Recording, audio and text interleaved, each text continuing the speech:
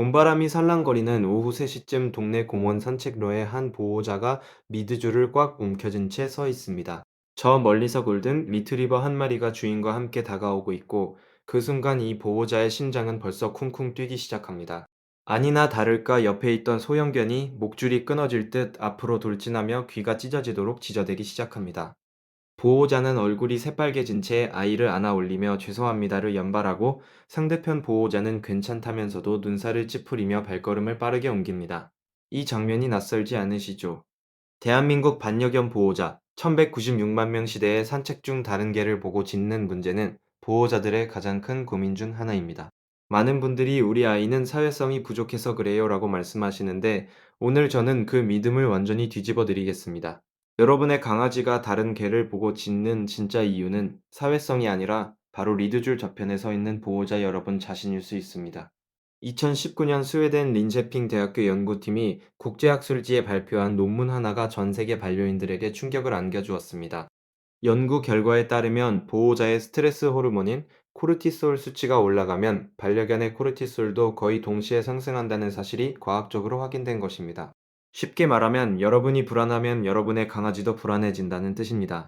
그리고 이 사실을 알게 된 순간부터 강아지의 짖음을 바라보는 시선이 완전히 달라지기 시작합니다. 그렇다면 보호자의 어떤 행동이 강아지의 짖음을 만들어내는 것일까요? 첫 번째는 리드줄의 긴장입니다. 산책 중 저 앞에서 다른 개가 보이면 대부분의 보호자는 무의식적으로 리드줄을 꽉 잡게 됩니다. 보호자의 입장에서는 혹시 달려들면 어쩌지라는 걱정에서 나온 자연스러운 반응이지만 강아지 입장에서는 전혀 다르게 해석됩니다. 목줄에 갑자기 압력이 가해지면 강아지는 지금 위험한 상황이구나 라고 본능적으로 판단합니다. 평소에는 그냥 지나칠 수 있었던 상대 강아지가 리드줄의 긴장 하나 때문에 갑자기 위협적인 존재로 바뀌는 것입니다. 2021년 국제 반려동물 행동학 천얼에 실린 연구에서는 보호자가 리드줄을 당기는 힘과 강아지의 심박수 상승 사이에 명확한 상관관계가 있다는 것을 밝혀냈습니다. 리드줄에 실리는 힘이 200g만 늘어나도 강아지의 심장 박동은 분당 20회 이상 빨라졌습니다. 두 번째는 보호자의 목소리와 감정 표현입니다.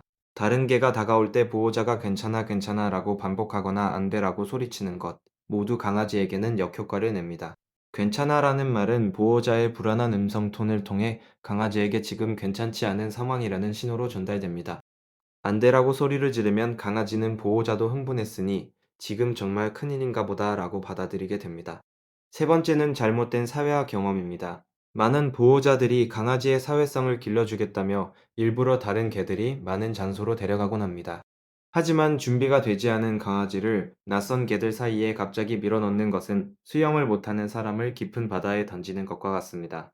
강아지의 사회화에는 결정적 시기가 있는데 생후 3주부터 14주 사이가 그 황금기입니다.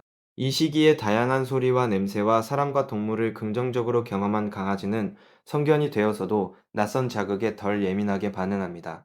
그런데 많은 보호자들이 이 시기에 예방접종이 끝나지 않았다는 이유로 강아지를 집 안에만 가둬두는 실수를 저지릅니다.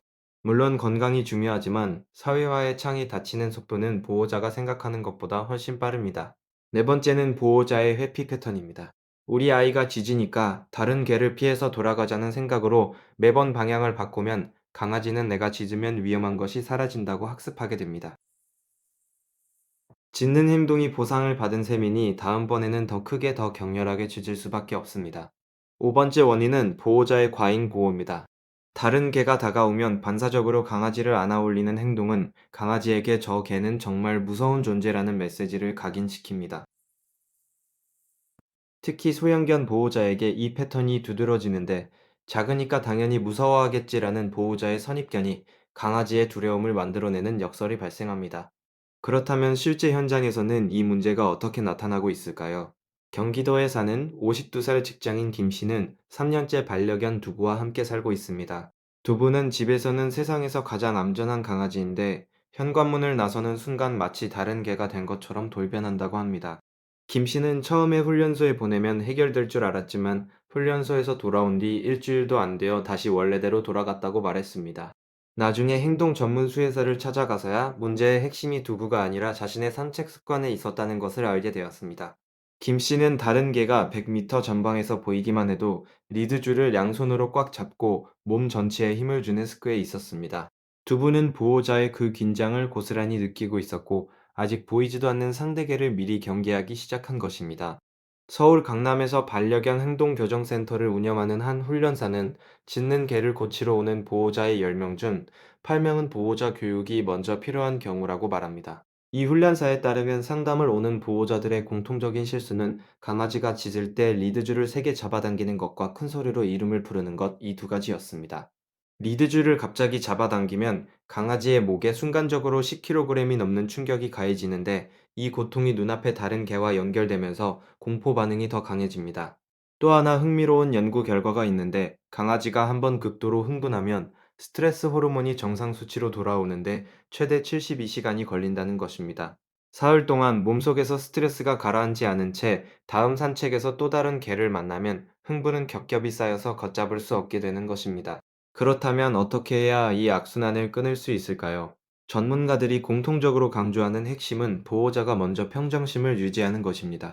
다른 개가 보이면 미드줄을 잡은 손의 힘을 의식적으로 풀고 호흡을 깊게 하면서 아무렇지 않게 걸어가는 연습이 가장 먼저 필요합니다. 강아지가 다른 개를 발견했을 때 짖기 전에 간식으로 시선을 돌려주는 방법도 효과적인데 이때 중요한 것은 강아지가 짖기 전에 개입해야 한다는 것입니다. 이미 짖기 시작한 후에 간식을 주면 짖으면 간식을 받는다고 학습하니까 반드시 타이밍을 맞춰야 합니다. 그리고 충분한 거리를 확보하는 것도 중요합니다. 강아지마다 반응을 보이는 거리가 다른데 우리 아이가 흥분하기 시작하는 그 지점보다 충분히 먼 곳에서부터 훈련을 시작해야 합니다. 이 훈련은 하루 이틀에 되는 것이 아니라 최소 두세 달은 꾸준히 반복해야 변화가 나타나기 시작합니다. 여러분의 강아지가 다른 개를 보고 짖는 것은 그 아이의 잘못이 아닙니다. 리드줄 저편에서 보내는 여러분의 긴장과 불안과 잘못된 대응이 그 짖음을 만들어냈고, 다행히도 그것은 여러분이 바뀌면 함께 바뀔 수 있다는 뜻이기도 합니다. 오늘부터 산책을 나서기 전에 리드줄을 잡은 손을 한번 내려다 보시고 그 손에 실린 힘이 사랑인지 불안인지 스스로에게 물어봐 주십시오.